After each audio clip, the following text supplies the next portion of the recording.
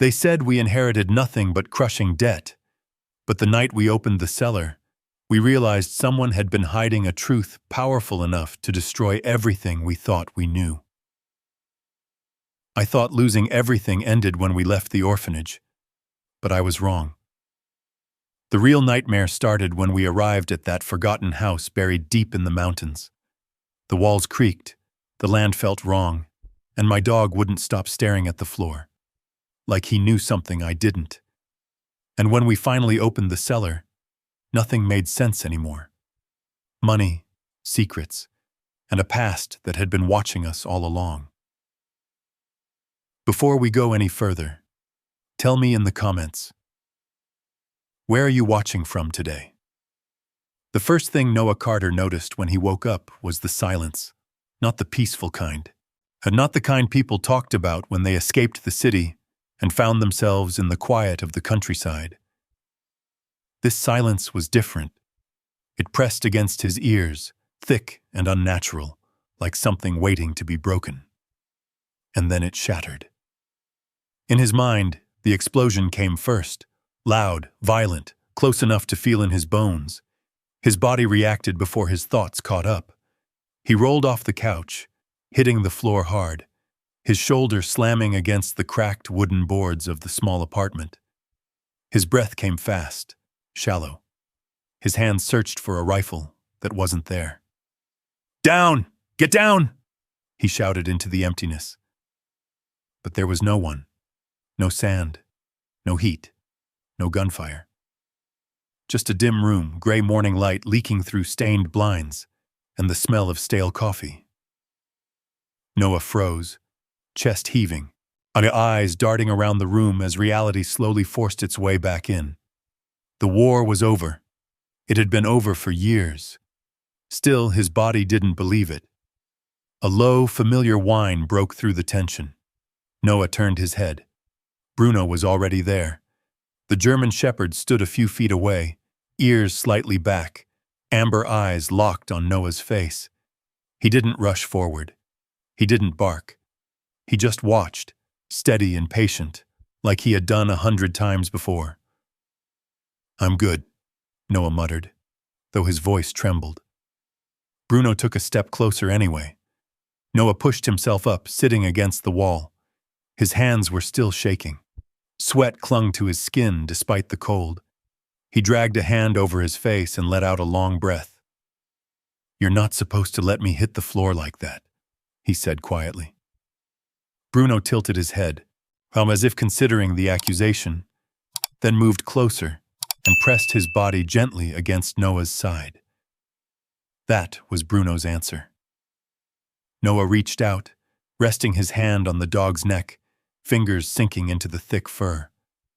The warmth grounded him. The weight of Bruno's presence pulled him back into the room, into the moment, away from the desert that refused to leave him.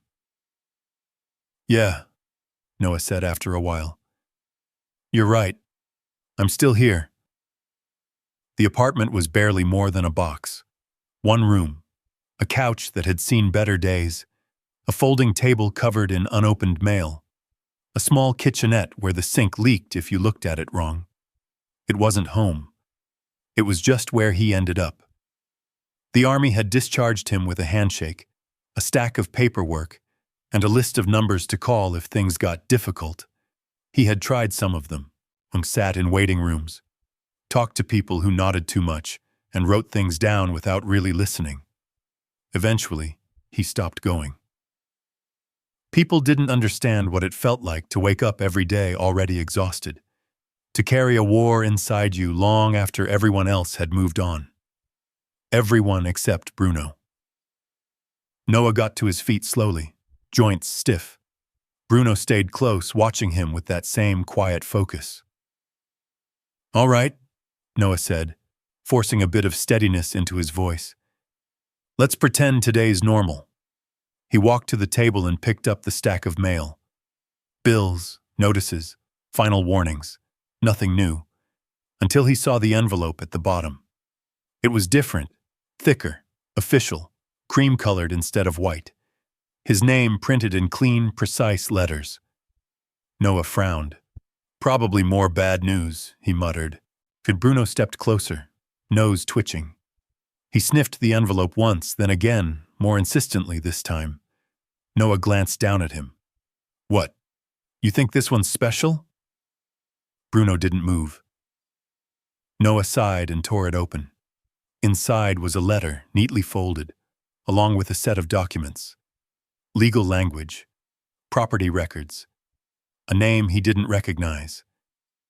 He read it once, then again, and then a third time, slower. Aimed sole inheritor of the estate belonging to your late uncle, Thomas Carter. Noah blinked. I don't have an uncle, he said out loud. But the paper didn't change. Not including a residential property located in the Appalachian region of West Virginia. His grip tightened slightly. So, outstanding debts associated with the property, total approximately $140,000. Noah let out a short, humorless laugh. Of course, he said. Of course it comes with debt. He flipped through the rest of the documents. Maps, legal notices, a foreclosure warning stamped in red. 60 days. That's all it would take before the bank took everything. Noah dropped the papers onto the table and stepped back. This is a joke, he said. Has to be. Bruno nudged the envelope with his nose, then looked up at Noah again. You don't even know what it is, Noah said. Some broken-down place in the middle of nowhere. And I'm supposed to just… what? Fix it? Pay off 140 grand? Bruno didn't argue. He just stayed there. Noah turned away, running both hands through his hair. While the room suddenly felt smaller, the walls closer. He had spent years trying to survive one day at a time. Now someone expected him to take on a debt bigger than anything he had ever faced. I can't do this, he said quietly. The words hung in the air. For a moment, he considered it, just throwing the letter away, letting the bank deal with it. Walking away before it even began. It would be easier. No expectations, no risk, just the same empty days, one after another. Noah exhaled slowly and looked back at the table. Bruno hadn't moved. The dog stood over the envelope now, one paw resting lightly on the papers, as if guarding them.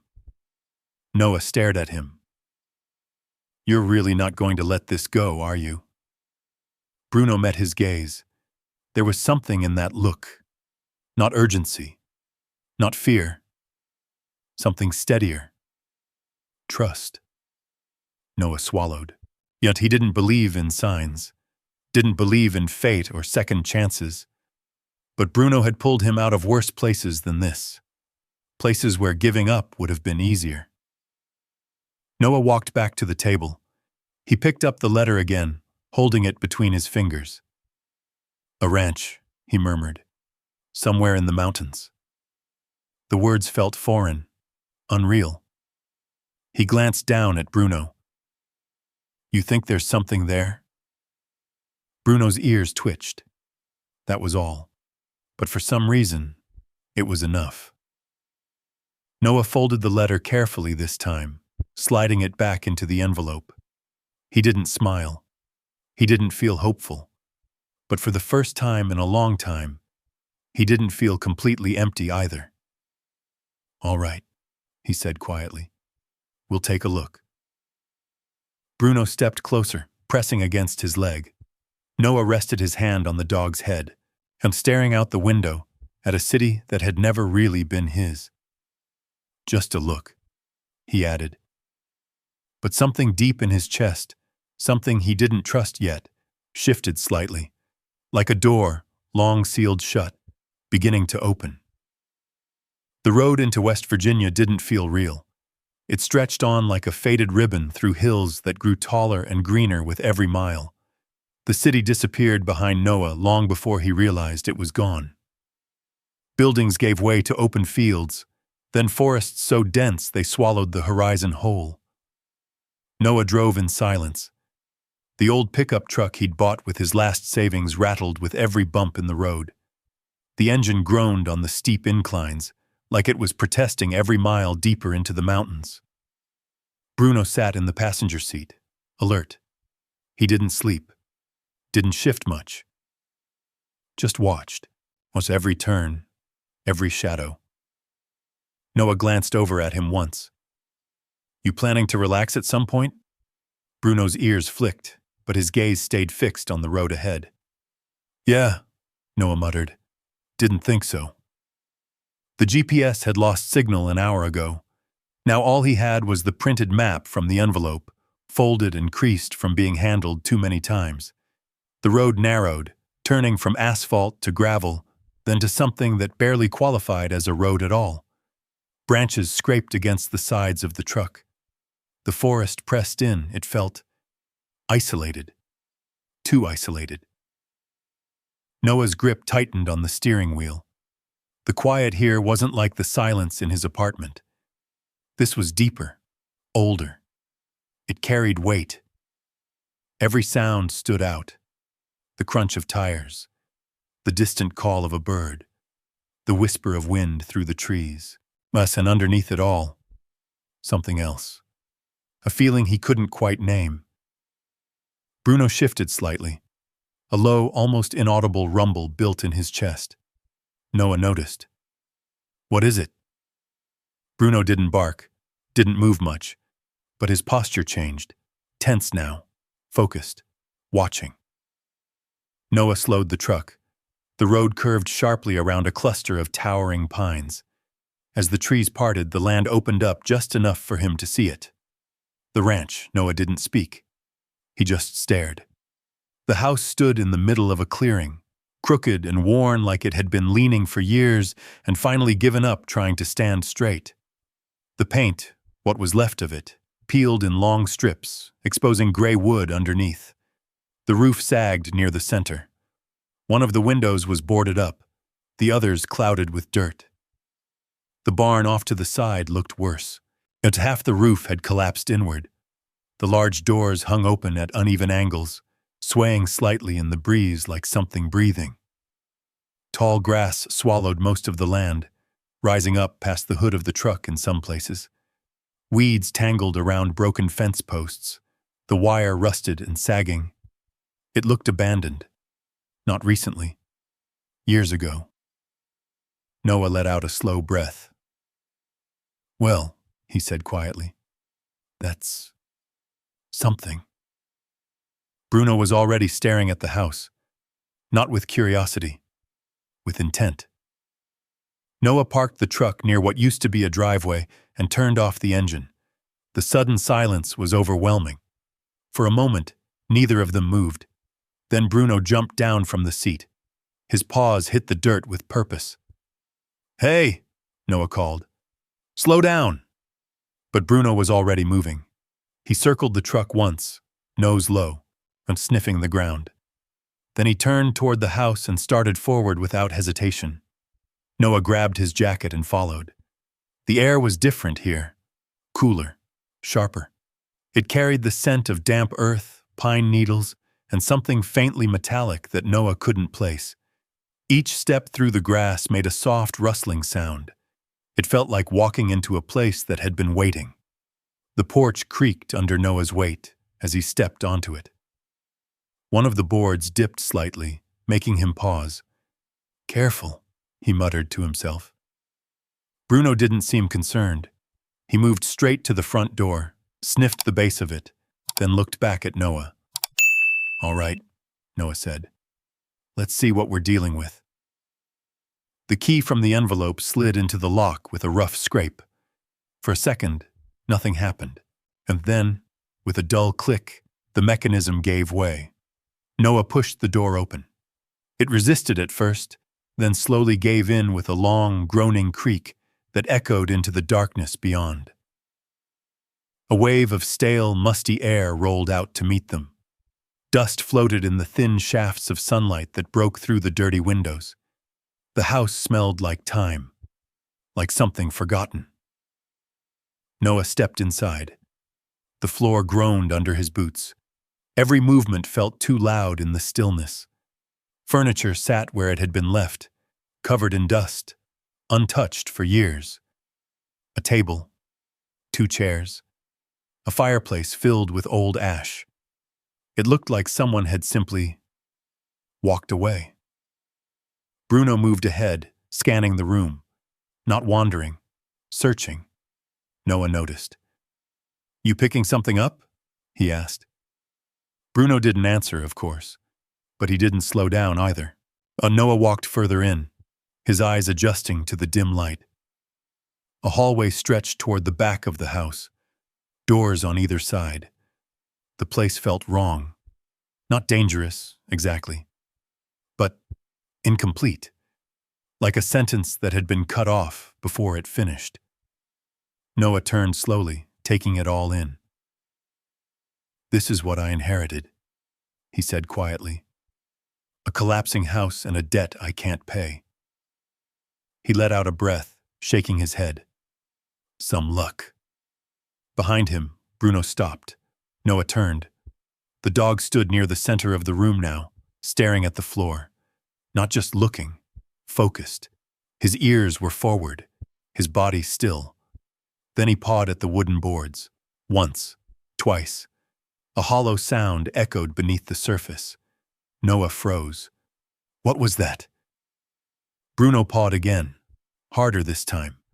The sound came back, different from the rest of the floor. Noah stepped closer, his heartbeat picking up.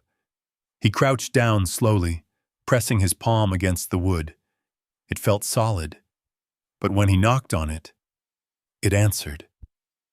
Hollow. Bruno let out a low, sharp bark, not loud, but certain. Noah sat back on his heels, staring at the spot. A strange feeling crept into his chest. Not fear, not yet. Something else, something that felt like the edge of a memory he couldn't quite reach. "You knew, didn't you?" he said quietly, looking at Bruno. The dog met his gaze, unblinking. Noah swallowed. He glanced around the room again. The dust, the silence, the feeling that something here didn't belong to the past.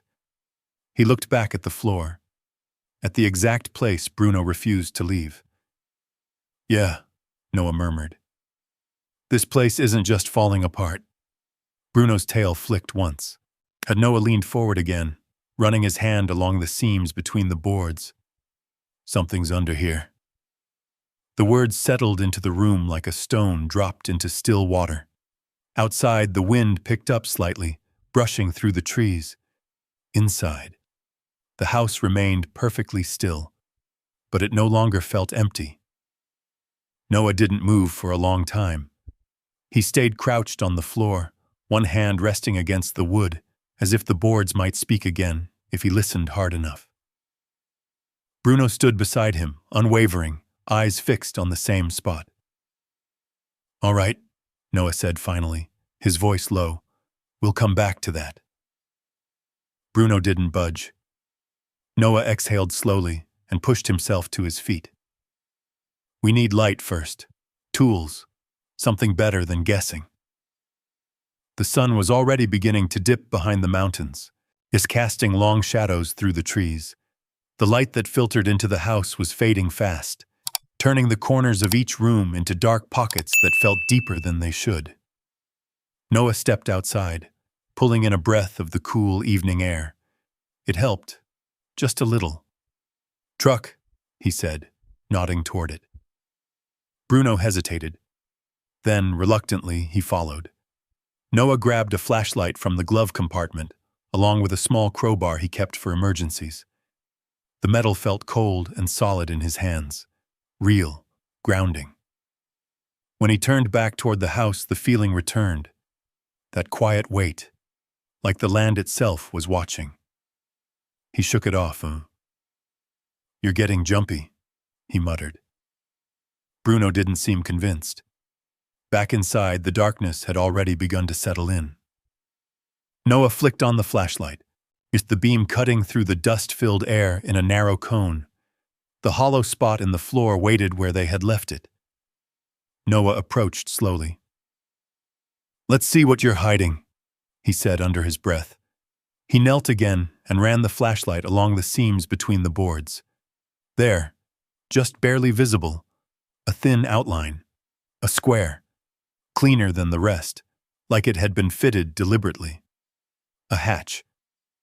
Noah's pulse quickened. He wedged the crowbar into the edge and pressed down. At first, nothing happened. Then the wood groaned. The sound was deep, resistant, like something that didn't want to be opened. Noah pushed harder. With a sharp crack, the seal gave way. The hatch lifted just enough for a thin line of darkness to appear beneath it. A breath of cold air escaped, different from the air in the house. Colder, stiller. Noah froze. His chest tightened. For a second, the room shifted around him. Sand. Heat. A low hum building into something louder. He blinked hard. The vision snapped. He was back. In the house, on the floor. Bruno pressed against his side, grounding him. "I'm good," Noah whispered, though his voice was tight. He pulled the hatch open fully. The beam of the flashlight dropped into the darkness below. Steps. Wooden at first, then metal, descending into something deeper than the house itself. Noah swallowed. "Well," he said quietly, "that's not normal." Bruno stepped forward immediately, peering down into the opening. His ears were forward, his body tense but not afraid. Focused. Noah hesitated. Every instinct he had, every lesson drilled into him, told him to stop, to secure the area, to call for backup. But there was no backup. Just him. And Bruno. He adjusted his grip on the flashlight. "Stay close," he said. Bruno didn't need the instruction. Noah lowered himself onto the first step. The wood creaked under his weight, but held. Slowly, carefully, he descended. Each step took him further from the fading light above, deeper into the unknown. The air grew colder, thicker. By the time his boots hit the bottom, the silence had changed. It wasn't empty anymore. It felt contained. Noah swept the flashlight across the space. Dirt walls reinforced with wooden beams. Old shelves lined one side, most of them empty except for a few rusted tools and broken crates. A cellar. But not just for storage. There was structure here. Purpose. "This wasn't thrown together," Noah murmured. Bruno moved ahead, nose working the air, and he passed the shelves, the crates, and kept going, toward the back wall. Noah followed. That's when he heard it. A sound. Soft. Faint. Tap. Noah froze. The flashlight beam stilled in his hand. Tap. Tap. It came from somewhere deeper. Not the house, not above. Below, his breath caught. "No," he whispered. The sound came again. 3 knocks this time. Measured. Deliberate. Noah's chest tightened instantly, his body reacting before his mind could catch up. His pulse spiked. His vision narrowed. Incoming. The memory hit hard. Too fast. The sound of metal against metal. The echo in tight spaces. The split second before everything. Noah. The voice wasn't real, but it felt real. He staggered back a step, his breathing uneven. Bruno barked, sharp, loud. The sound cut through everything. Noah blinked hard, forcing himself back into the moment. "I'm here," he said, his voice rough. "I'm here." Bruno stood between him and the darkness beyond, body rigid, eyes locked forward, protective. The tapping stopped, just like that. Silence flooded back in. Heavy. Thick. Noah steadied himself, dragging in a long breath. "Did you hear that?" he asked, though he already knew the answer. Bruno didn't move. His gaze remained fixed on the same point, the back wall. Noah followed his line of sight. At first it looked solid, just packed earth reinforced with wood. But as the flashlight beam moved across it, something shifted. A line, too straight to be natural. Noah stepped closer. His heart pounded harder with each step. "This place," he muttered. "It's bigger than it looks." Bruno let out a low growl, not loud, not aggressive, and warning. Noah reached out slowly, pressing his hand against the wall, cold, solid. But when he tapped it, the sound came back, hollow. He stared at it, then back at Bruno. "You knew," he said quietly. Bruno didn't respond. He just stayed there, waiting. Noah exhaled slowly, his mind racing. A hidden cellar beneath a collapsing house. And now, something behind the wall. Something that had knocked. Or at least, something that sounded like it had. He shook his head slightly. Could be pipes, old wood, settling. But the explanation didn't sit right. Not with the way Bruno was reacting. Not with the way his own instincts were screaming at him. Noah stepped back, lowering the flashlight slightly. "All right," he said. "That's enough for tonight." Bruno didn't move. "Hey," Noah said, firmer this time. We're not rushing this." Reluctantly, Bruno stepped back. Noah kept his eyes on the wall as they moved toward the stairs. The darkness seemed thicker now. He climbed quickly, not looking back until he reached the top. Only then did he pull the hatch closed. The wood thudded into place, sealing whatever lay beneath. The house fell silent again, but the feeling lingered. Noah stood there, one hand resting on the hatch. "We'll figure it out," he said quietly.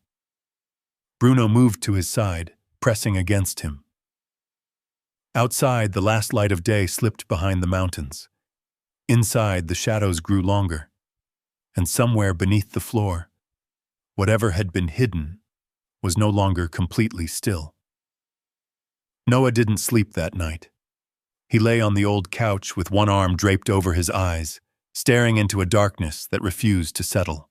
So the house creaked in slow, uneven rhythms, wood shifting, nails whispering under pressure, the kind of sounds that should have been harmless. But nothing felt harmless anymore. Every noise carried weight. Every shadow felt like it was holding its breath. Bruno lay on the floor beside him, but not fully at rest.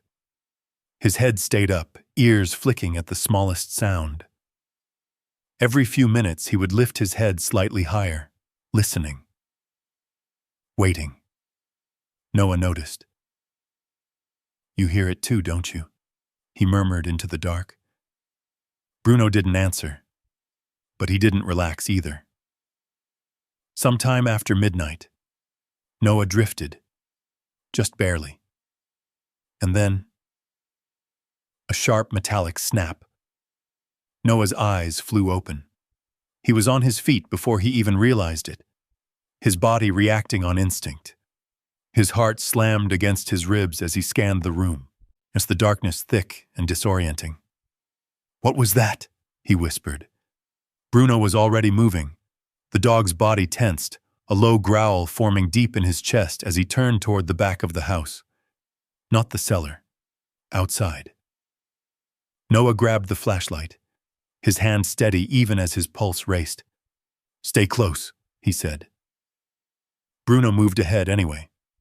The front door creaked open, and the night air hit Noah like a cold wave. The forest was darker now, the trees looming like silent walls around the clearing. The moon was hidden behind clouds, leaving only faint outlines and shifting shadows. For a moment, everything was still. Then Noah saw it. The fence, or what was left of it. One section had been pushed down completely. The wood was splintered, the wire bent inward like something or someone had forced their way through. As Noah stepped forward slowly, the beam of his flashlight cutting across the broken posts. "This wasn't like this earlier," he said quietly. Bruno moved ahead, nose low, following a scent along the ground. His growl deepened, more focused now. Noah followed the beam of the flashlight. Footprints, fresh, pressed into the soft dirt just beyond the fence line. Not animal. Boots. Noah's chest tightened. "Someone's been here." The words came out flat, controlled. But inside, something shifted hard. The forest felt different now. Not just empty, occupied, watching. Bruno stopped suddenly, his body rigid. Noah froze behind him. "What is it?" Bruno stared into the trees, completely still. Then, slowly, his ears tilted forward, and he barked. Sharp. Warning. The sound echoed through the clearing, breaking the silence in a way that felt almost dangerous. Noah swept the flashlight across the tree line. Nothing. Just shadows. Branches. Darkness. But the feeling didn't leave. If anything, it got worse. Noah stepped back, his instincts kicking in hard now. "We're not staying out here," he said. Bruno didn't argue. They moved quickly back toward the house. Noah shut the door behind them, sliding the old lock into place, even though he knew it wouldn't stop much if someone really wanted in. He stood there for a second, listening. Nothing. But that didn't mean anything. Bruno moved through the house, checking each room with deliberate precision, just like he used to do in the field. He paused at every doorway, every corner, making sure nothing had changed. Noah watched him. "What? Oh, you think they came inside?" Bruno didn't give a clear answer. But when he reached the center of the room, above the cellar hatch, he stopped and growled. Noah felt it immediately, that same tightness in his chest. He stepped closer. "Yeah," he said quietly. "I feel it too." The house was no longer just old. It was compromised. Noah ran a hand through his hair, pacing once across the room. "All right," he muttered. "Let's think." Someone had come onto the property. At night, broken the fence, left tracks. But they hadn't taken anything. They hadn't broken in. They hadn't made noise until whatever that snap had been. Which meant, they weren't here to steal, Noah said. Bruno looked at him. They were checking. The realization settled heavy. Not random. Not chance. Someone knew about this place. They were watching it. Noah turned toward the table where the documents still lay. The inheritance. The debt. The offer. Black Ridge Energy. The name echoed in his mind. The lawyer's voice came back to him. You might want to consider selling quickly. Noah's jaw tightened. Yeah, he said under his breath. I bet I should. Bruno stepped closer, pressing lightly against his leg. Noah rested a hand on his head. They want this land, he said. Bad enough to come out here in the middle of the night. His gaze drifted toward the floor, toward the hatch, toward whatever lay beneath it. And it's not because of the house. The silence in the room shifted again. Noah could feel it now. The pieces starting to connect. Not clearly, not yet, but enough to know one thing for certain. This wasn't just an abandoned ranch with a debt attached. It was something else. Something people were willing to move in the dark for. Something they didn't want him to understand. Bruno suddenly moved, fast. He crossed the room in 3 strides and positioned himself between Noah and the front door. Rigid, focused. Noah's head snapped up. What? A faint sound. Outside. Footsteps. Slow, deliberate. Right up to the porch. Noah's breath caught. The handle of the door shifted slightly. Just enough to make a soft click. Noah didn't move. Didn't speak. His hand tightened around the flashlight. Bruno's growl deepened, low and dangerous. The handle moved again, then stopped. Silence. Long, heavy, and then the footsteps retreated, slowly, back into the darkness. Noah stood frozen until the sound disappeared completely. Only then did he let out the breath he'd been holding. "They know we're here," he said. Bruno didn't relax. Neither did Noah. He looked down at the floor one more time, at the hatch, at the secret that had already started pulling everything toward it. "No more waiting," he said quietly. His voice had changed. The hesitation was gone, replaced with something harder, something sharper. "Tomorrow," he added, "we open everything." Bruno's ears lifted slightly. Noah met his gaze. "And whatever's down there." He glanced toward the door, toward the broken fence, toward the unseen eyes in the forest. "Is the reason they came." The house creaked softly around them, but now the silence wasn't empty. It was tense, like the moment before something finally reveals itself. Morning didn't bring relief. It only made everything clearer. The broken fence, the footprints, the silence that felt heavier now that it had a reason. Noah stood on the porch, coffee untouched in his hand, staring out at the tree line. The sunlight cut through the branches in long, golden beams, but it didn't reach far enough to chase away the feeling that something had been there and could come back. Bruno stood beside him, still, watching. "You didn't sleep either," Noah said.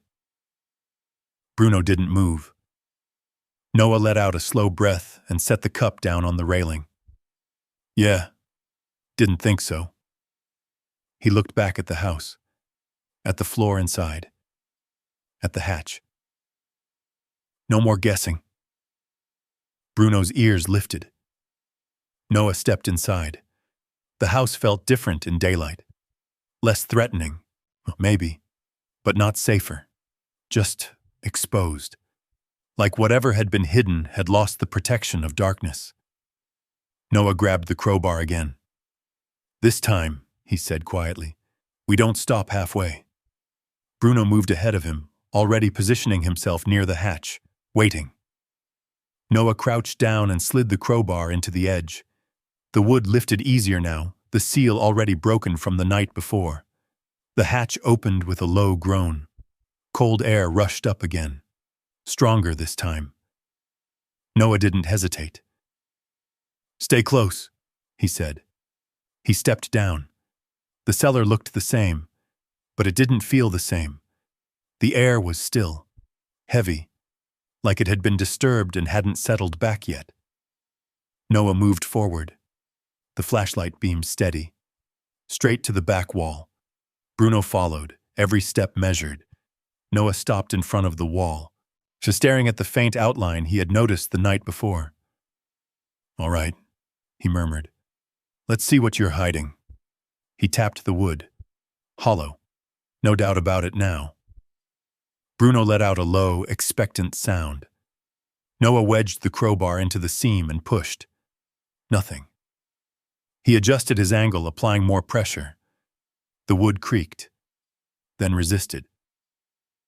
"Come on," Noah muttered. He pushed harder. The beam of the flashlight shook slightly in his other hand. Then, a sharp crack. The wood split. A thin gap opened. Cold air spilled through, stronger than before. Not just cold, deep, old. Noah paused. Something in his chest tightened again. Not fear, recognition. The kind that didn't come from memory, but instinct. He pulled the board free. Behind it, concrete, smooth, gray, man-made. Noah stared at it. That's not a root cellar," he said. Bruno stepped forward, sniffing along the edge of the opening. His nose traced a line downward to where a metal handle had been partially buried behind the wooden wall. hidden, deliberately. Noah's pulse quickened. He reached in and brushed away the dirt. A door, heavy, steel, set into concrete.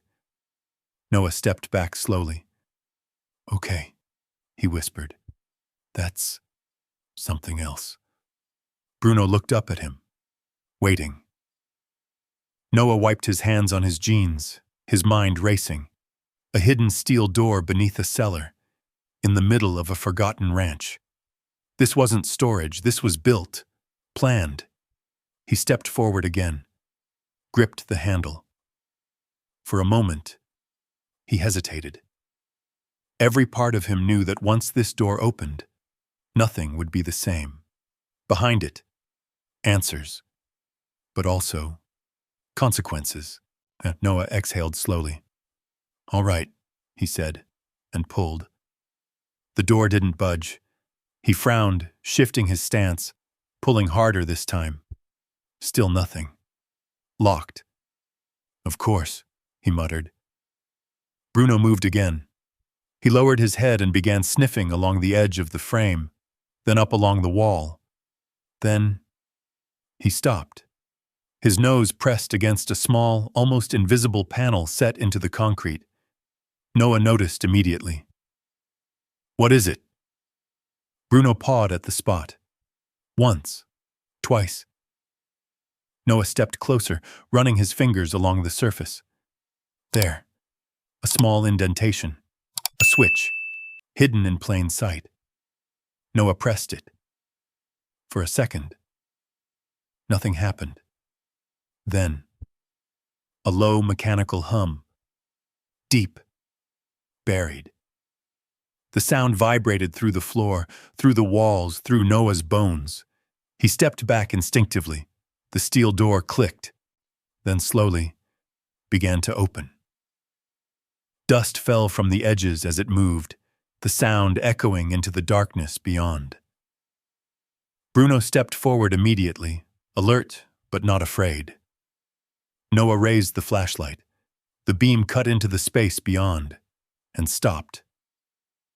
Concrete walls, reinforced, clean. Too clean for something this old.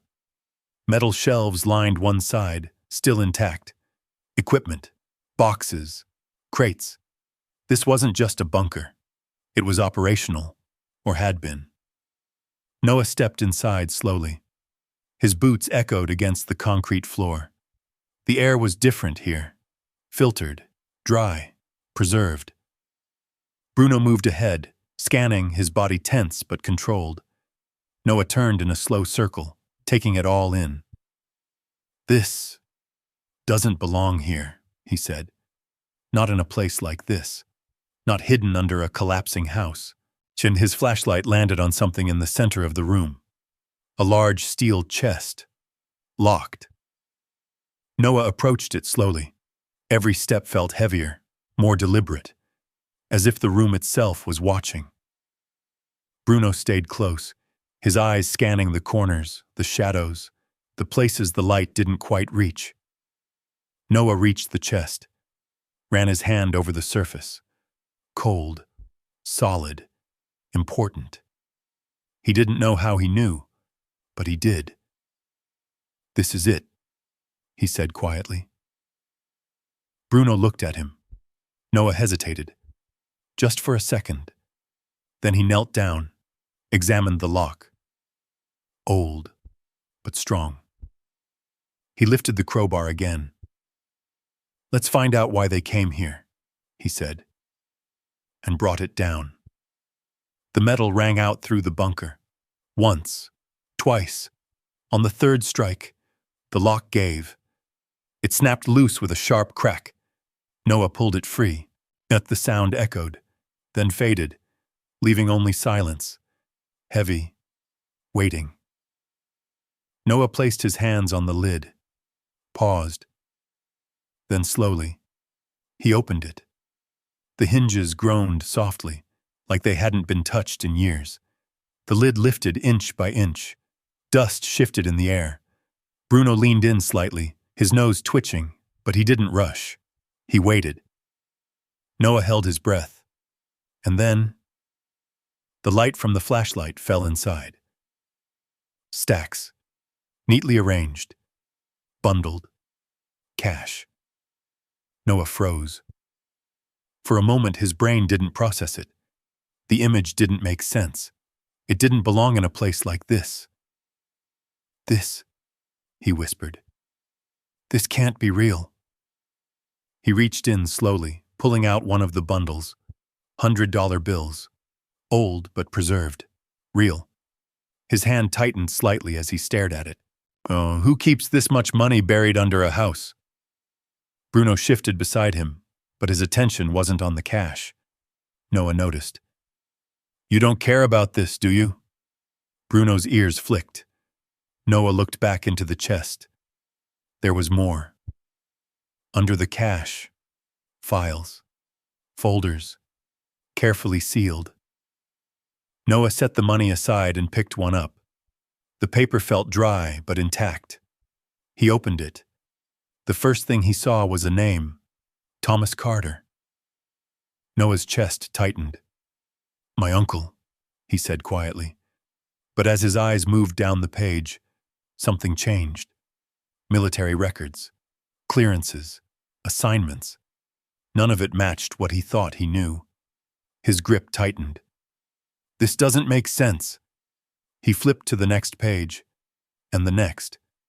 Each one pulled something loose inside him. His uncle hadn't been just some forgotten relative. He had been involved. Deeply involved. Operations, projects, restricted files. Noah swallowed hard. Who were you? He whispered. Bruno moved closer, pressing lightly against his leg. Noah steadied himself and reached for another folder. This one was different. Handwritten. A journal. The first page was dated over 20 years ago. Noah hesitated, then began to read. The words were careful, measured, but underneath them, urgency. I don't know how long I have before they come back. Noah's breath slowed. They are extracting something from the land. Something they shouldn't have found. His eyes moved faster now. They said it was harmless, temporary. But I've seen the reports. I've seen what it does to the water, to the people. Noah's hand trembled slightly. They're lying. He stopped, looked up. The bunker felt smaller suddenly. Bruno stayed close. Noah went back to the journal. If anyone finds this, if my family ever comes here, he swallowed. You need to understand. This land is not worthless. It is the reason they will come. Noah's chest tightened. They already are, he whispered. His eyes dropped back to the page. I tried to expose them. I took copies, evidence, names. They know. The handwriting grew less steady. If something happens to me, don't trust them. Don't sell. Not for any price. Noah's grip tightened on the page. The words hit harder than anything else. Don't sell. His mind flashed back. The lawyer. The offer. The urgency. Noah leaned back slightly, the weight of it settling in. They knew, he said. Bruno looked at him. They knew what this place is. His voice was quieter now, all more focused. Noah flipped further into the journal. There were more entries, more details, meetings, threats, surveillance, and then one line stopped him completely. They've been watching my family. Noah froze. His pulse spiked. They don't know everything yet, but they're close. The room seemed to shift around him. They asked about my nephew. Noah's breath caught. Noah. The name sat on the page, written years before. His hands trembled. No, he whispered. They wouldn't. But the evidence was right there. His uncle had known. had expected him, had prepared for this. Noah looked around the bunker again. The supplies, the structure, the hidden door. This wasn't just a hiding place, he said. Bruno's ears lifted slightly. It was a warning. Noah's gaze dropped back to the chest. There were more files, more evidence, more truth than he was ready to process. Everything he thought he knew about his past, about his family, about why things fell apart. It all felt wrong now, incomplete. A lie built on missing pieces. He closed the journal slowly. His hands were steady now, not calm, but controlled. They didn't abandon us, he said.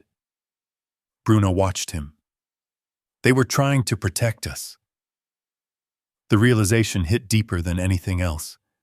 Years of anger, of confusion, of feeling left behind. All of it cracked open at once. Noah exhaled slowly, his chest tight. I had it backwards, he said. Bruno stepped closer. Noah rested his hand on his head. I thought I lost everything back then. His voice softened. But maybe... He looked down at the journal again. I just didn't know the truth. Silence filled the bunker. Not empty, but heavy with meaning. Noah looked back into the chest. At the money. The files. The evidence. This is why they came, he said. Bruno didn't argue. Noah nodded once. They're not after the land. His voice hardened.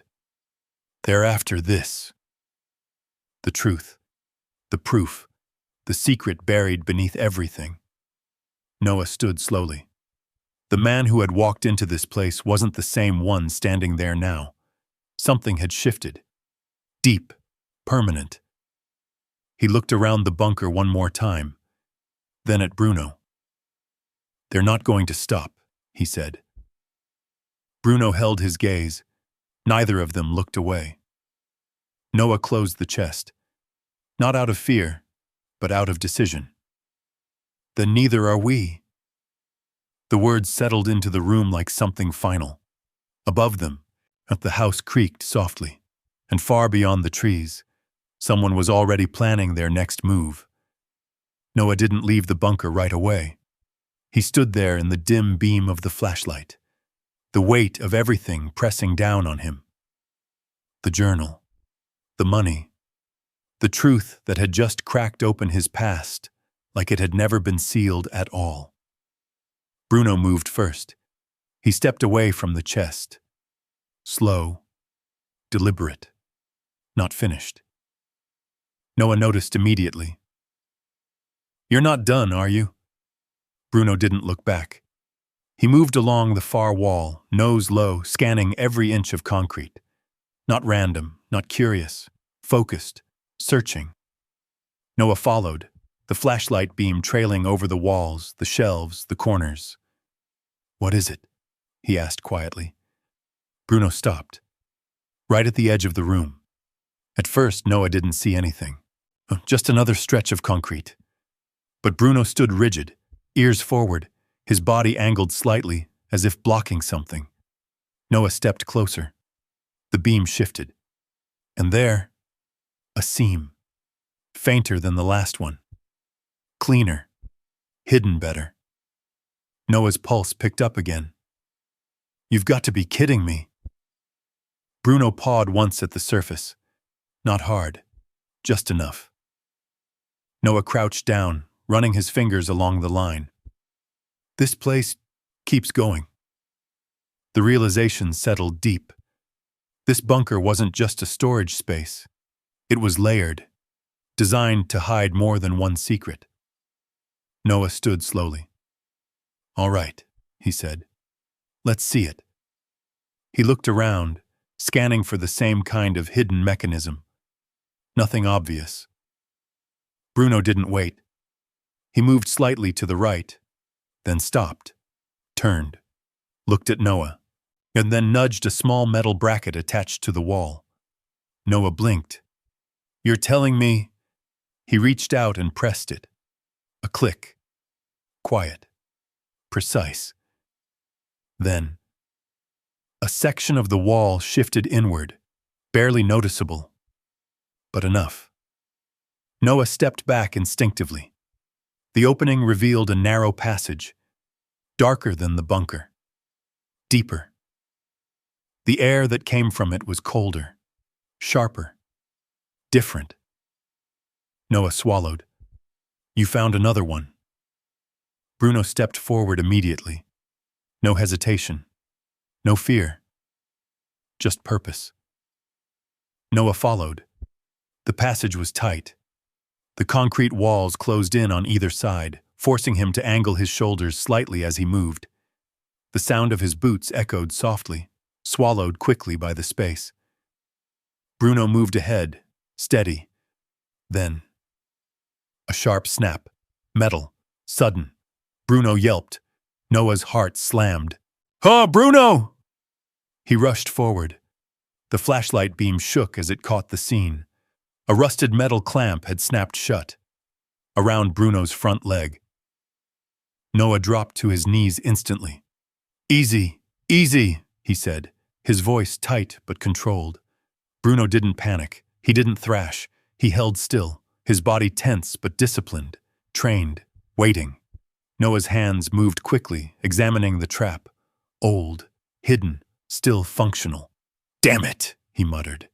He slid the crowbar into the mechanism, applying pressure. The metal resisted. Bruno's breathing grew heavier, but he stayed still.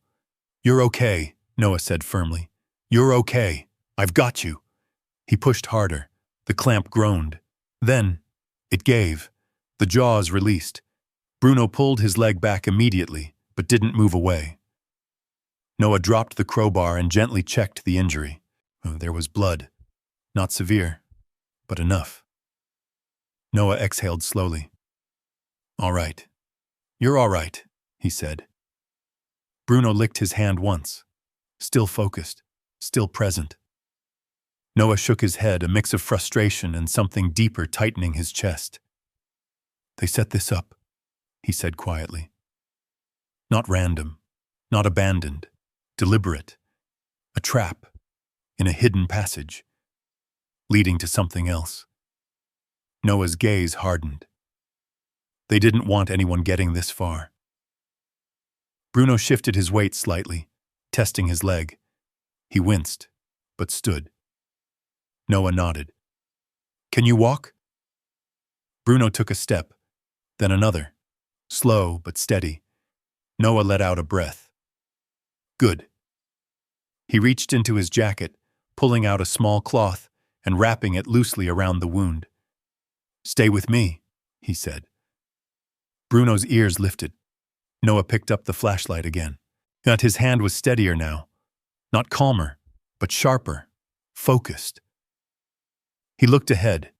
The passage opened into another room, smaller, more contained. Noah stepped inside and stopped. This room was different. Not storage, not supplies. Evidence.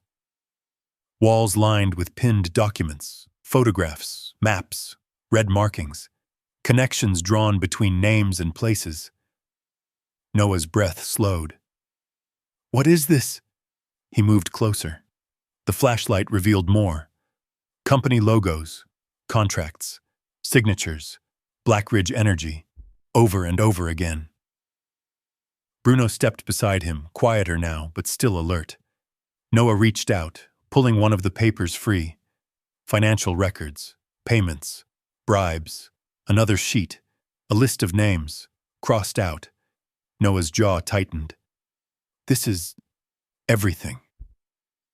Every suspicion, every hidden piece, and every truth his uncle had tried to protect.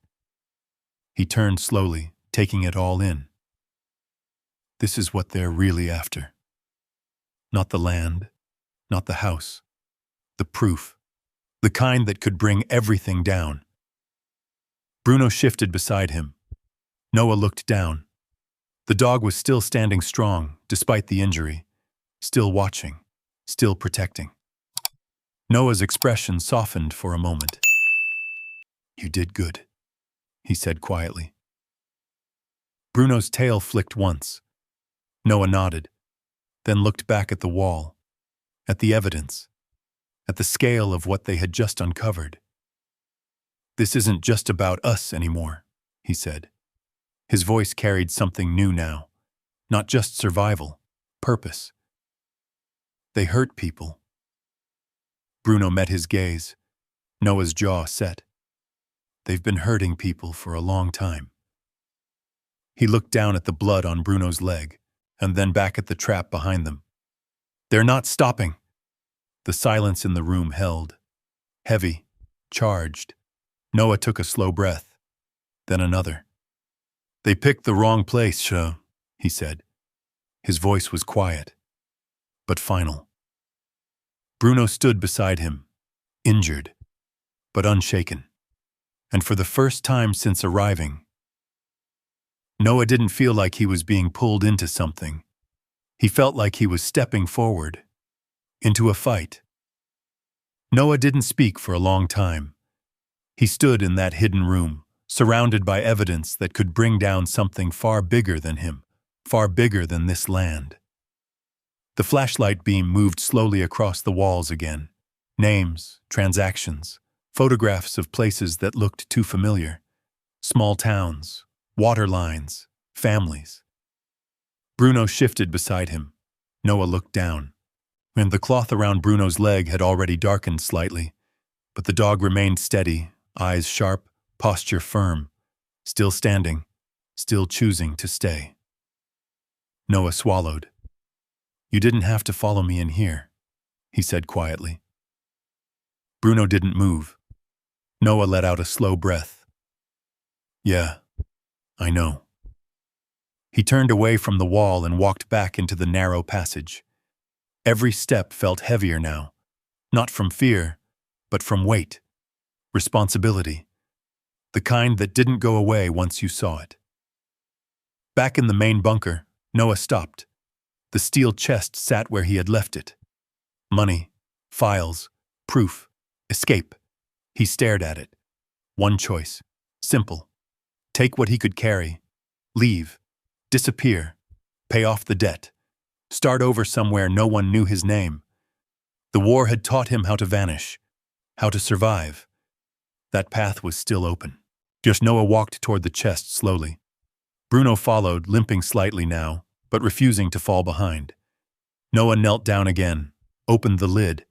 The cash stared back at him. Clean, organized, enough to fix everything. For him. His hand hovered over it. Just for a second. His fingers twitched. Then, he stopped. Bruno let out a quiet sound behind him. Not a bark, not a growl. Something softer. Noah closed his eyes briefly. Images flashed. The journal. The names crossed out. The line about families being watched. The trap snapping shut around Bruno's leg. The broken fence. The footsteps in the dark. Noah exhaled slowly. "This isn't just money," he said. Bruno moved closer. Noah closed the chest. Firm, decisive. "If I take this and walk away," he shook his head slightly. They win." The words settled into the air. Noah stood. His posture changed. Straighter, more grounded. The hesitation that had followed him since the beginning was gone. He looked around the bunker again. "This place wasn't meant to hide," he said. "It was meant to hold the truth, until someone was ready to use it." Bruno's ears lifted. Noah met his gaze. "I guess that someone's me." Bruno didn't question it. He never did. Noah grabbed a few of the most important folders, stuffing them carefully into his bag. Not everything, just enough. Enough to prove, enough to fight. He zipped it closed. then turned toward the stairs. "Let's get you taken care of first," he said quietly.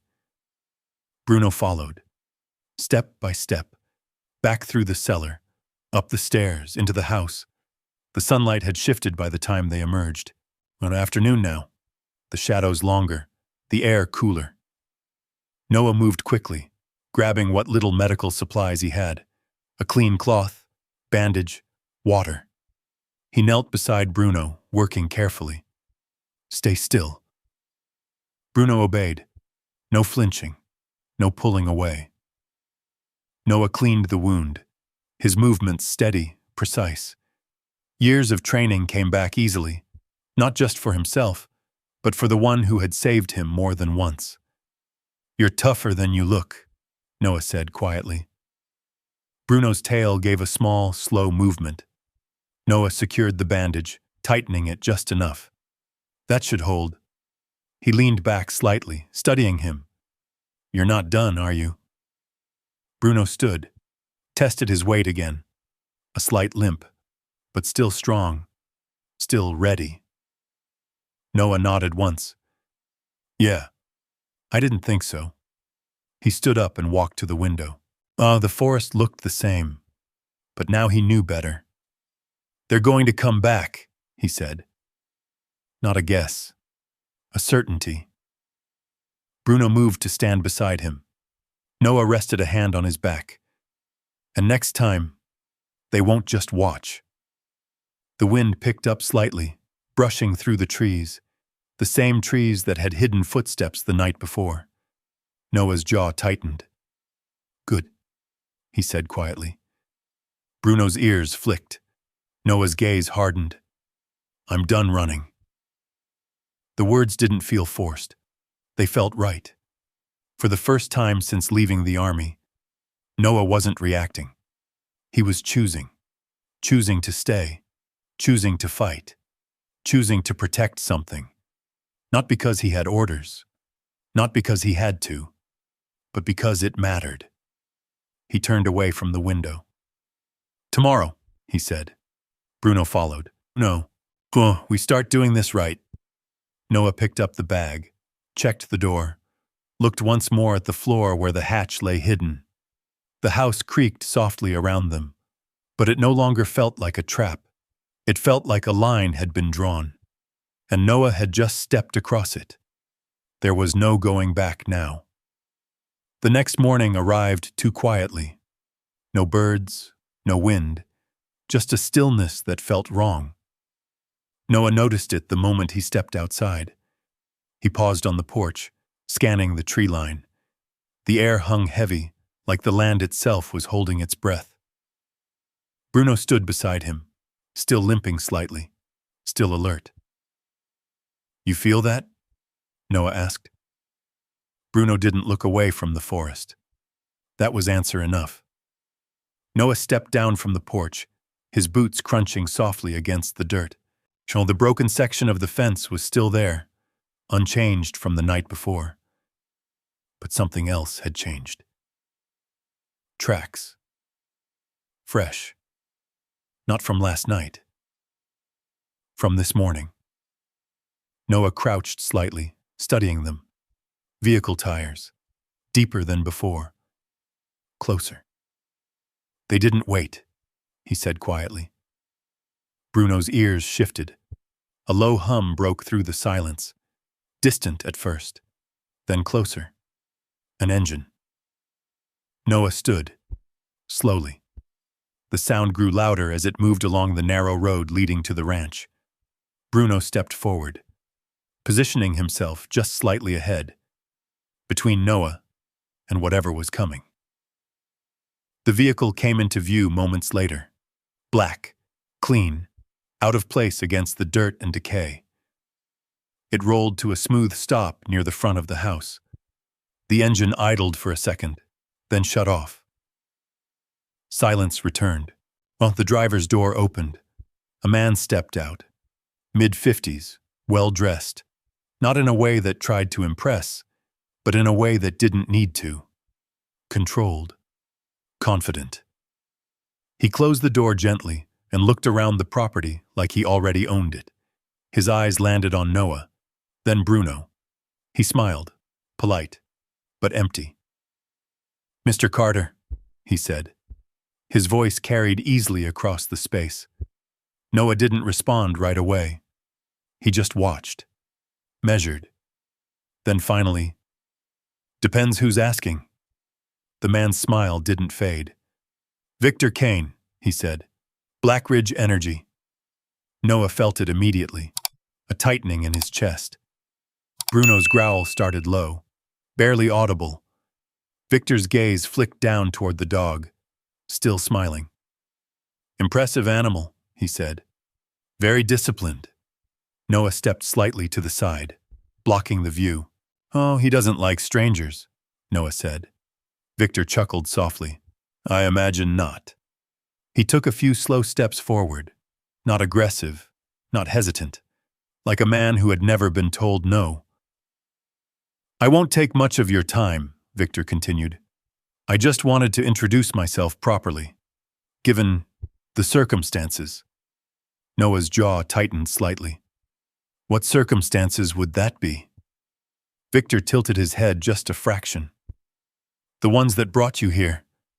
His eyes shifted briefly to the house, then the land, then back to Noah. "You inherited quite a situation." Noah didn't move. "Funny," he said. "I was told it was just debt." Victor's smile widened slightly. "Well, that depends on how you look at it."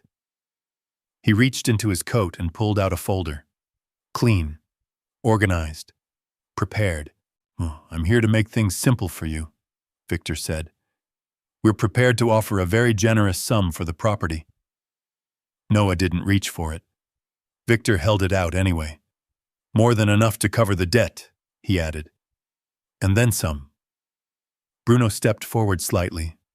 Victor noticed. Didn't flinch. But his eyes sharpened. Just for a second.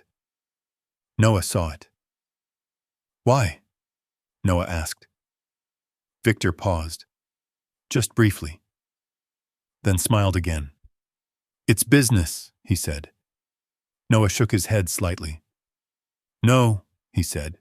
"It's not." The air shifted, subtle, but real. Victor lowered the folder slowly. "Mr. Carter," he said, his tone still calm, "this land has been under consideration for some time. You arriving here complicates things." Noah's gaze hardened. "Sounds like a you problem." Victor studied him for a moment, really studied him, like he was reassessing something. Then, "You've been inside," Victor said. Not a question. A statement. Noah didn't react. But Bruno did. A slight shift. A change in posture. Victor noticed. Of course he did. His smile faded slightly. "Then I'll be direct," he said. The politeness dropped. Not completely, but enough. "You don't understand what you're dealing with." Noah stepped forward. Just one step. But it changed everything. "I understand enough," he said. Victor's eyes held his, cold now, measured. "Do you?" he asked. Noah didn't answer. Victor nodded slowly. "Let me make this easier for you," he said. He slipped the folder back into his coat. "Take the offer. Walk away. Start fresh." His voice lowered slightly. "People who don't tend to regret it." Silence settled between them, heavy, while Bruno's growl deepened. Noah didn't look away. "Is that a threat?" he asked. Victor tilted his head slightly. "Advice." Noah let out a small breath, then shook his head. "No," he said, simple, final. Victor studied him again, longer this time. Then he nodded. Once. "Very well," he said. He turned slightly, walking back toward his car, then stopped. without looking back. "This land doesn't belong to you," he said. The words carried weight, not loud, but absolute. "It never did." Noah's voice came steady. "It does now." Victor stood still for a moment, then opened the car door. "And that," he said quietly, "is where you're wrong." He got in. The engine started. The vehicle turned and slowly disappeared down the road. The silence that followed was heavier than before. Noah stood still, watching, not until the sound was completely gone. Bruno stepped closer. Noah exhaled slowly. "That wasn't an offer," he said.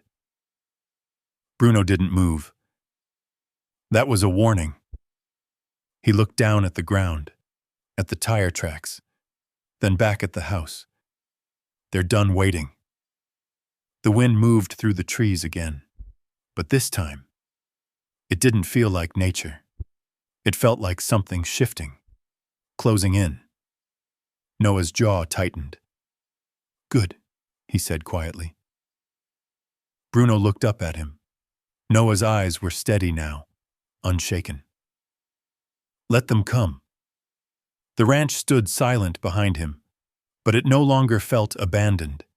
It felt like the center of something that was about to break open. The town hall smelled like old wood and coffee. Noah stood just outside the door, his hand resting lightly against the frame. Through the dusty glass, when he could see people already gathering inside, farmers, retired workers, families that had lived in these hills longer than any company ever had. They didn't know him. Not yet. But they would. Bruno stood at his side. The bandage on his leg was still clean, but his posture hadn't softened. If anything, he seemed more alert here, like the presence of people didn't ease his guard, only sharpened it. "You ready?" Noah asked quietly. Bruno didn't look away from the door. Noah nodded. "Yeah," he said. "Me too." He pushed it open. The low murmur inside shifted immediately. Conversation slowed. Heads turned. Eyes followed him as he stepped in, Bruno pacing beside him, steady and controlled. A woman near the front, mid-40s, composed, sharp-eyed, straightened when she saw him. "Helen Brooks," she said, stepping forward. "Oh, we spoke on the phone." Noah nodded once. "Yeah." Her gaze dropped briefly to the bag slung over his shoulder, then to Bruno. "You actually came," she said. Noah's expression didn't change. "You said people should hear the truth." Helen studied him for a moment, then nodded. "They should." She turned, addressing the room. "Everyone," she said, raising her voice just enough. "This is Noah Carter." A few murmurs. Recognition. Or maybe just curiosity. Helen continued. "He inherited the Carter property." That got more reaction. A man in the back shook his head. "That place? Thought it was condemned." "Practically is," another voice added. Noah stepped forward slightly. "It's not empty," he said. The room quieted. He reached into his bag, pulled out a folder, set it on the table at the front. I didn't come here to talk about the land," he said. His voice was steady, clear. "I came to talk about what's under it." That shifted something. Helen watched him closely now. "Go on," she said. Noah opened the folder, spread out the first set of documents, financial records, signatures, company headers, Black Ridge Energy. The name moved through the room like a ripple. "Most of you already know that name," Noah said. No one argued. "They've been buying up land around here for years." A man near the front crossed his arms.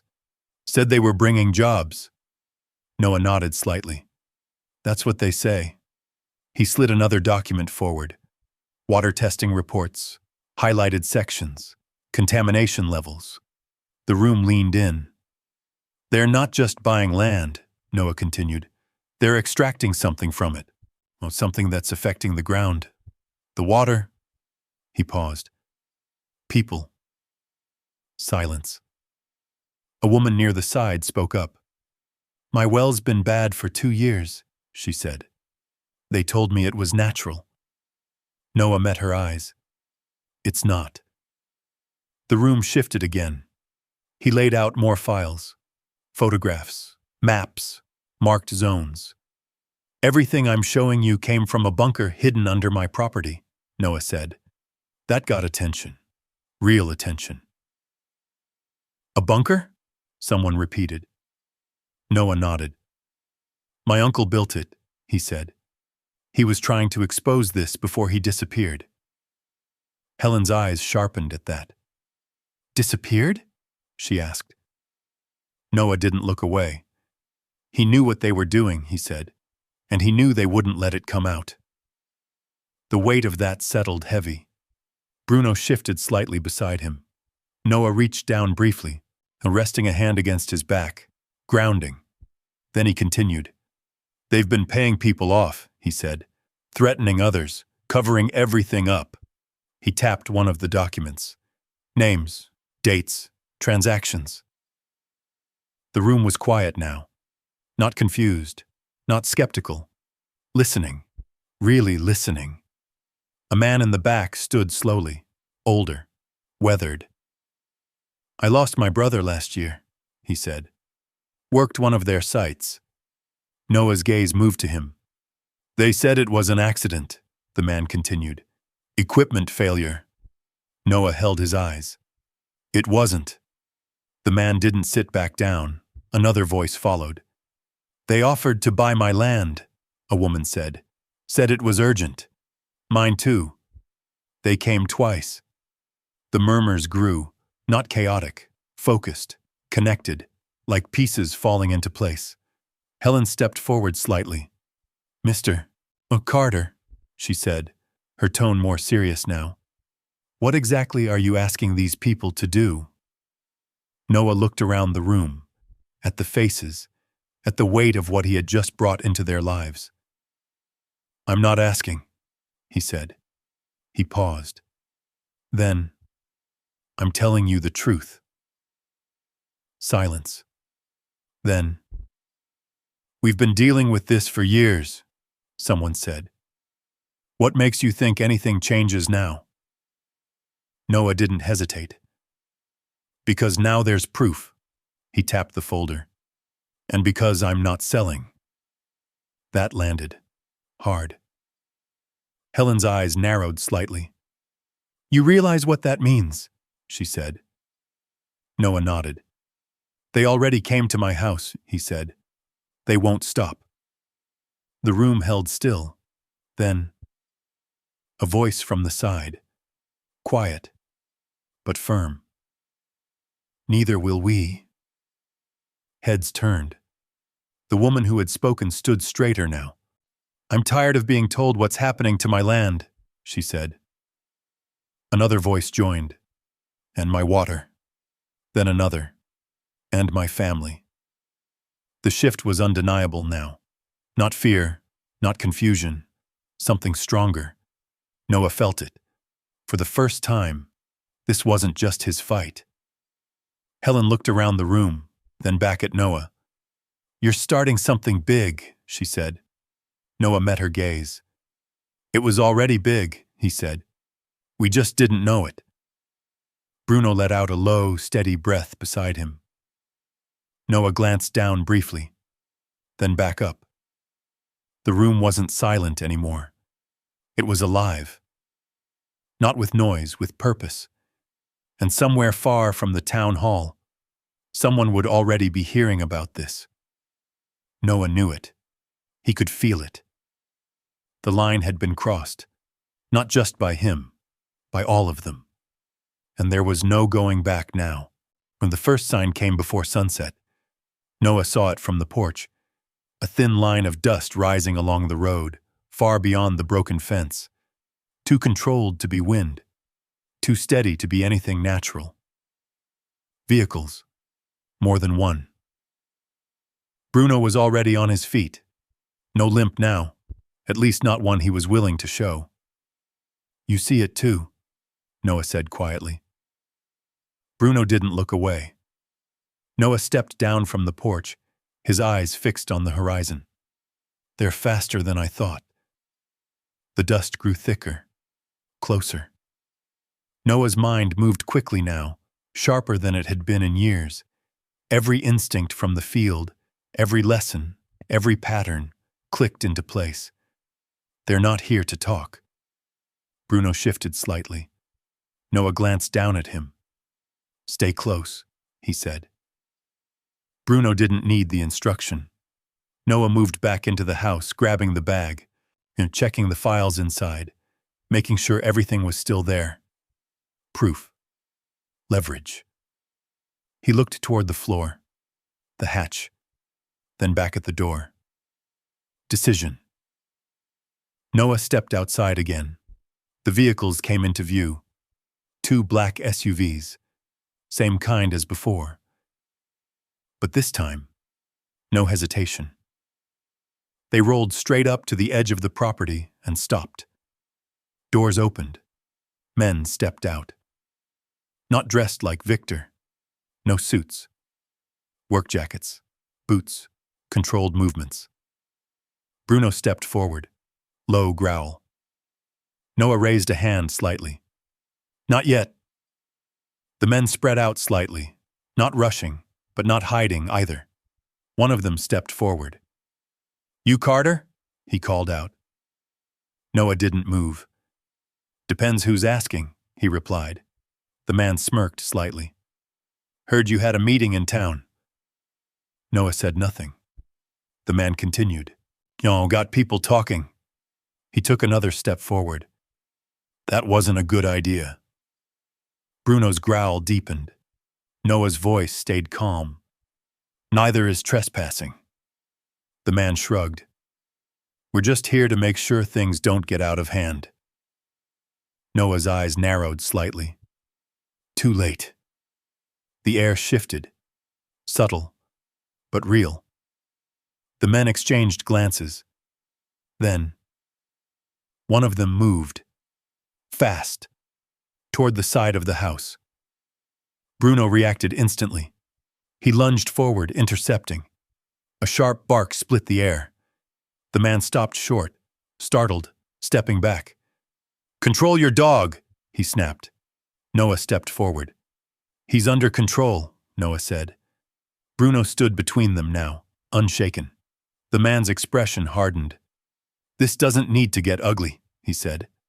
Noah shook his head slightly. It already is. Silence. Heavy. Then, a sudden crash. From the back of the house, Noah's head snapped around.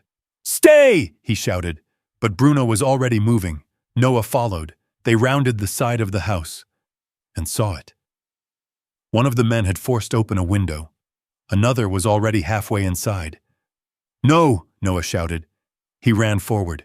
Bruno reached them first. He hit the man at the window with full force.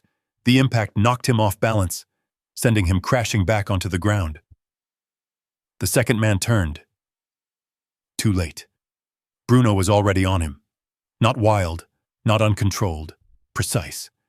He drove the man back, forcing him away from the opening. The man stumbled, trying to regain footing. Noah reached them. Back off, he shouted. The first man scrambled to his feet, anger flashing across his face. This is your last chance, he said. Noah didn't answer. He just stood there, Bruno at his side, unmoving. The other men approached now, slower, more cautious. They had seen enough. One of them muttered something under his breath. The tension stretched tight. Then, from the distance, a sound. Sirens, faint, but growing. The men froze. Noah didn't move. Bruno didn't either. The lead man looked toward the road, then back at Noah. This isn't over, he said. Noah met his gaze. I know. The man nodded once, then turned. The others followed. Quick, efficient. They got back into the SUVs. Engines started. The vehicles pulled away, gone as fast as they came. The sirens grew louder now. Closer. Noah stood still, his chest rising and falling slowly. Bruno stepped closer. Noah looked down. "You all right?" Bruno's tail moved once. Noah nodded. "Oh yeah, me too." The police cars arrived minutes later, lights flashing, dust settling. Questions followed. Answers. Not all of them. But enough. Enough to make it official. Enough to start something bigger. That night, the house was quiet again. But not the same quiet. Noah sat on the porch, looking out over the land. Bruno lay beside him. Resting now. For real this time. Noah reached down, resting a hand on his side. "You saved me again," he said quietly. Bruno didn't move. Didn't need to. Noah looked out at the trees. "They're going to come back," he said. The words didn't carry fear, just truth. He leaned back slightly. "And next time," he paused. "Then, they'll come harder." The wind moved through the mountains, the same way it always had. But something had changed. The fight wasn't coming anymore. Yes, it was already here. And this time, Noah wasn't alone. 1 year later, the land looked different. The broken fence was gone, replaced by strong wooden posts that stood straight against the wind. The tall, choking weeds had been cleared, giving way to rows of young crops stretching across the once-forgotten field. The house still carried its age, but it stood taller now, repaired, lived in. A place that no longer felt abandoned. Noah stood at the edge of the field, hands resting on his hips, watching the morning light roll across the land. The mountains beyond the property caught the first glow of sunrise, painting the sky in soft shades of gold and blue. For a moment, everything was quiet. Not the heavy silence from before, a different kind. Peaceful, earned. Bruno moved beside him, slower than before. The limp never fully left. It stayed, a quiet reminder of what it cost to get here. But his eyes were the same, sharp, steady, always watching. Noah glanced down. "You should be resting," he said. Bruno didn't agree. He never did. Noah smiled faintly. "Yeah," he said. "Didn't think so." Voices drifted from behind the house. Neighbors. Friends. People who had once been strangers, now part of something shared. The town had changed too. The truth had spread. Investigations had followed. Black Ridge Energy had fallen apart piece by piece. Contracts exposed. Deals unraveled. People who once stood untouchable were now answering questions they couldn't avoid. Victor Kane disappeared from public view months ago. Noah never saw him again. But he didn't need to. The fight had ended where it needed to. Here. On this land. Noah turned slightly, looking back toward the house. For a long time he thought survival meant leaving, getting out, running far enough that the past couldn't follow. But he had been wrong. It wasn't about leaving. It was about standing. Bruno stepped forward, brushing lightly against his leg. Noah rested a hand on his back. "You kept me here," he said quietly. Bruno didn't react, but he didn't move away either. Noah looked out over the field again. "I didn't come here to build anything," he said. His voice was softer now, more certain. "I just came to survive." The wind moved gently through the crops. Bruno sat down beside him. Noah exhaled slowly. "But you..." He glanced down. "You knew." Bruno's ears shifted slightly. Noah smiled faintly again. You always know. Later that morning, Noah walked back inside the house. The sunlight filled the room now, chasing away the shadows that once felt permanent. The floor was solid, repaired, but the hatch remained, hidden, untouched. Noah paused near it. For a moment he considered opening it again, going back down, checking everything one more time. But he didn't. Not today. Instead, he walked to the table. There, among a few scattered papers and tools, sat a single envelope, old, worn, different from the others. Noah picked it up. He had found it weeks earlier, tucked away behind a loose panel upstairs. He hadn't opened it yet. Didn't know why.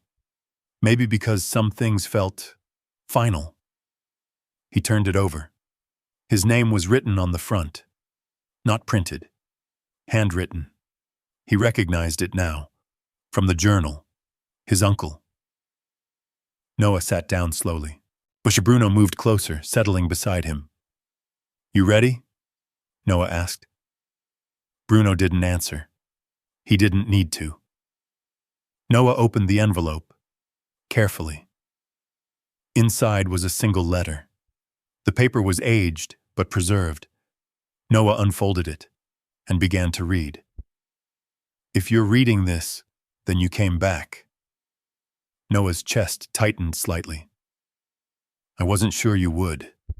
I wasn't even sure you'd find the place. He swallowed. But I hoped. Noah leaned back slightly, his eyes moving slowly across the page.